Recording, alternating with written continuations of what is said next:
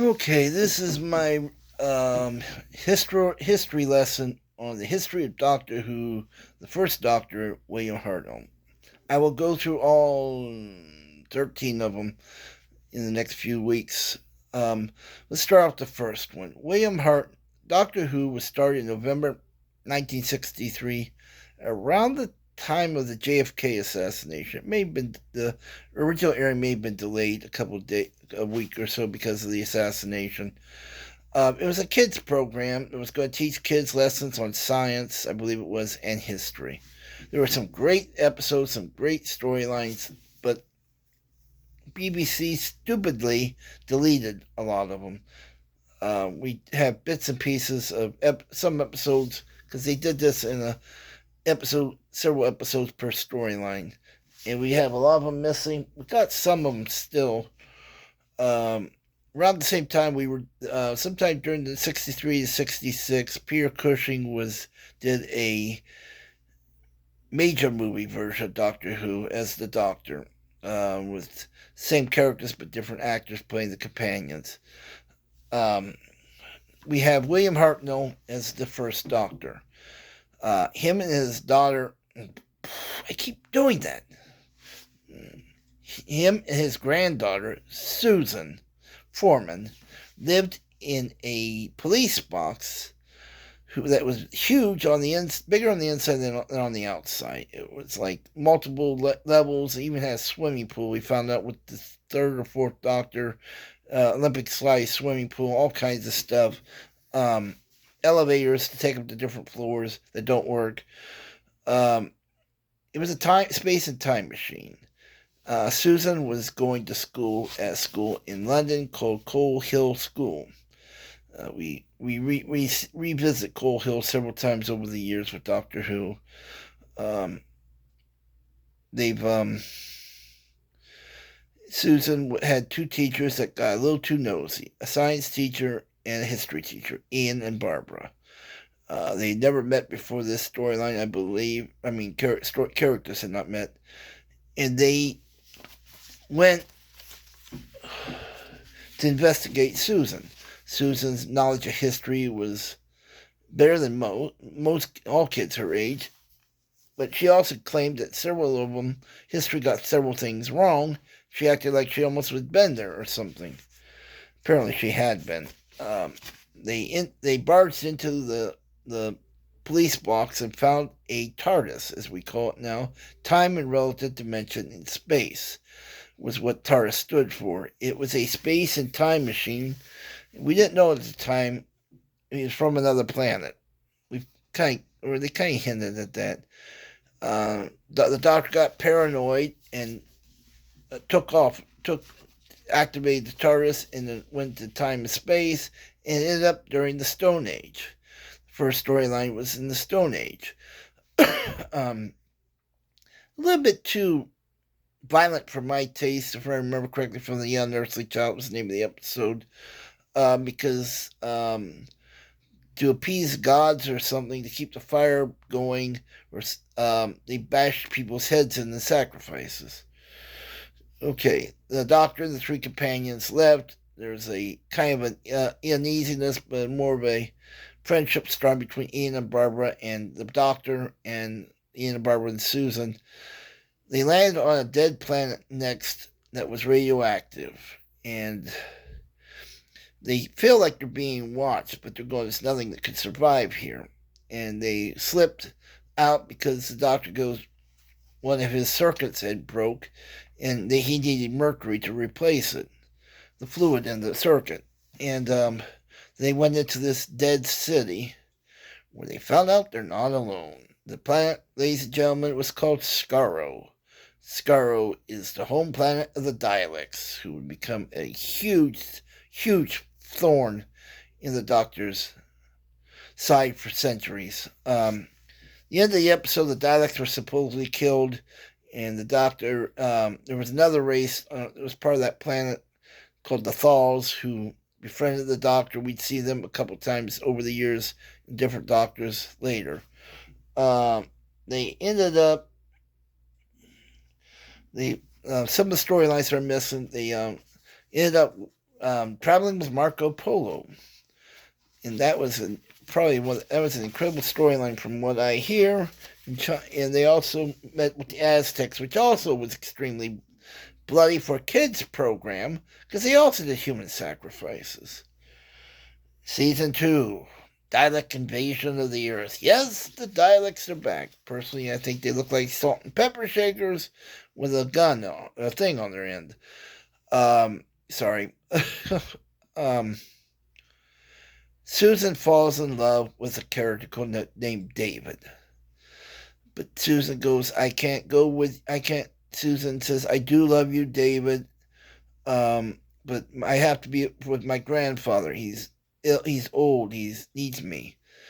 And the doctor and Ian and Barbara are inside the TARDIS watching this, and the doctor hits a switch, locking Susan out of the TARDIS, that even her key wouldn't work. And he goes, it's time for you to go on your own, go your way. It's time for you to have a life, a family, and make a place for yourself instead of wandering around with this doddering old fool. He goes, someday I will come back. Yes, I will come back. He never did. In the TV series. The Big Finish productions, I believe he did reunite with Susan, which didn't end very well because Susan's son was killed. And he did not have enough Time Lord genes in him to regenerate. He promised Ian and Barbara he would get them back home. And he left Susan in the I'm not sure what century, but we would see Susan again with the 5 Doctors. Caroline Ford played her. I am hoping, I've said this in my other Doctor Who videos, that we have Susan return and get closure for her character and for the fans. We've been begging it since Doctor Who came back with Russell T Davies. There's rumors of a classic companion coming back, and I pray to God it's her. That she can regenerate. And they can bring her back as a different actress later on. I have no problem with that, but I want the original Susan back one more time. And I'm not alone in this. Peter Capaldi wanted to bring Susan back. They wouldn't do it. I believe Jodie Whittaker wanted to bring Susan back. They wouldn't do it.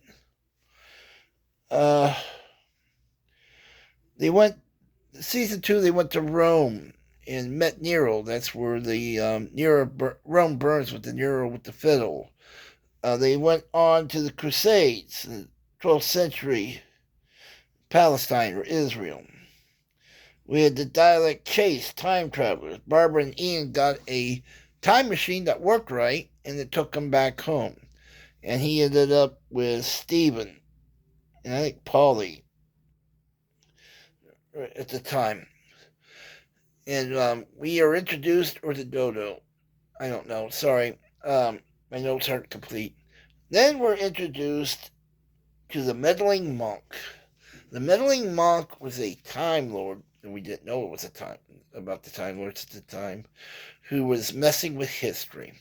He had TARDIS like the Doctor's, so bigger on the inside and the outside, but his can change form so it could blend in to its surroundings. The TARDIS was originally supposed to do that, but the one the Doctor took had faulty circuits. Then season 3, we had the Myth Makers, which was ancient Troy. We were introduced to Vicky. No, Vicky was with Stephen. Sorry. Katrina would join him there. We had the Dalek Master Plan. I believe Katrina died somewhere during that. No, Katrina didn't die, sorry. Sarah Kingdom would. Sarah Kingdom would be introduced during the Dalek Master Plan. Jean Marsh, for those who remember the movie and the TV series 9 to 5, she was the secretary that spied on the 3 girls a lot. She was a very brief character. She ended up dying, I believe, saving the Earth, saving humanity. They introduced her brother, Brett Vian, who was a some kind of galactic Flash Gordon kind of like thing, played by Nicholas Courtney. Here's the funny thing: Nicholas Courtney would return with Patrick Troughton as a totally different character called Lieutenant Colonel at that time, Alistair Gordon Lethbridge Stewart. He would later become known as the Brigadier. He would form Unit, which would become a Doctor Who stable through 2, 3, 4, 5, 7. And he died somewhere during the David Tennant era, the actor. They were going to reunite him with the David Tennant Doctor, but he died before they could do it. He was in Sarah Jane Adventures a couple of times. I believe that's where they were going to cross him over, or maybe it was Matt Smith Doctor, I'm sorry, and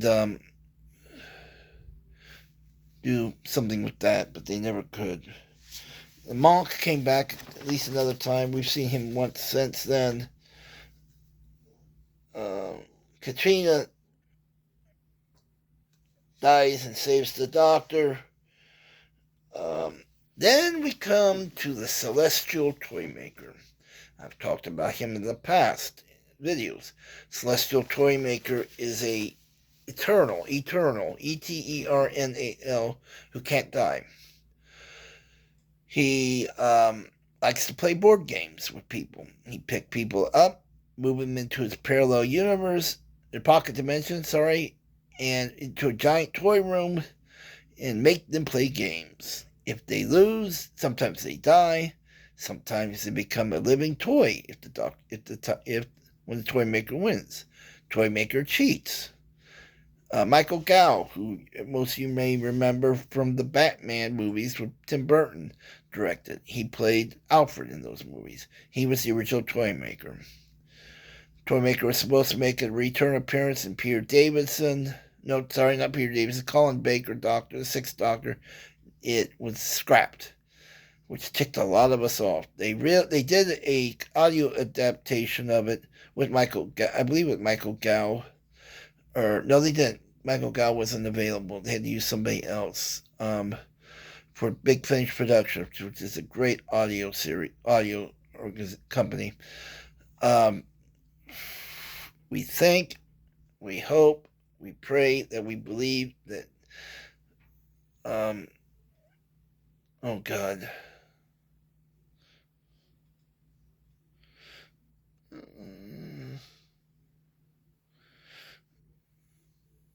The guy who plays Doogie Howser, Neil Patrick Harris, may be playing the Return of the Celestial Toymaker in the 60th anniversary. I really, really hope so. It's time to bring him back into the continuity and maybe make him a reoccurring threat with the next few Doctors.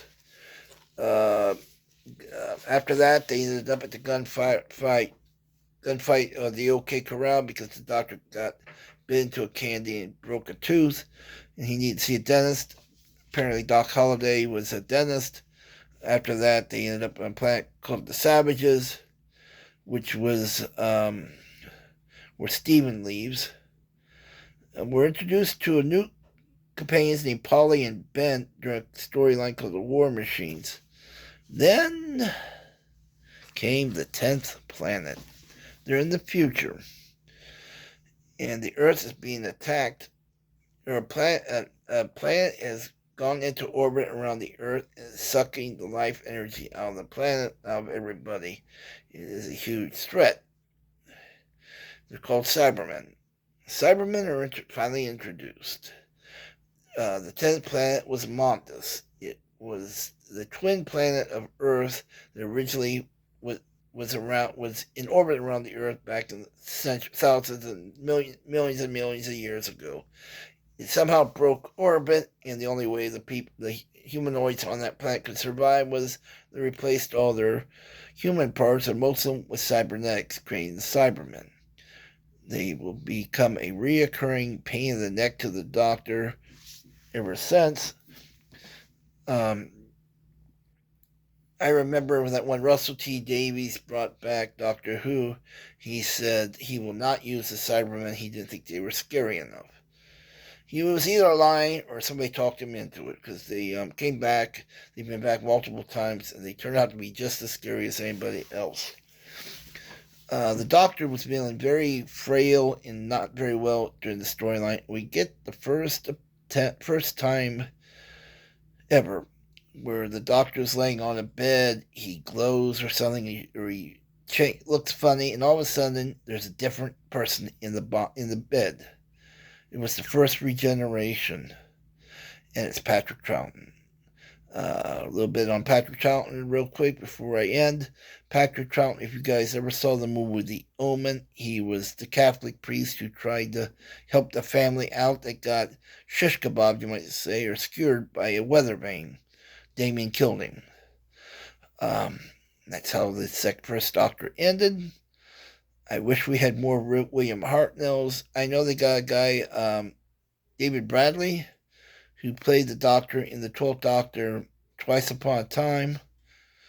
I'd like to see them maybe try and redo some of the classics, remake some of the classics somehow, or use animation, but use David Bradley as the voice and finish them.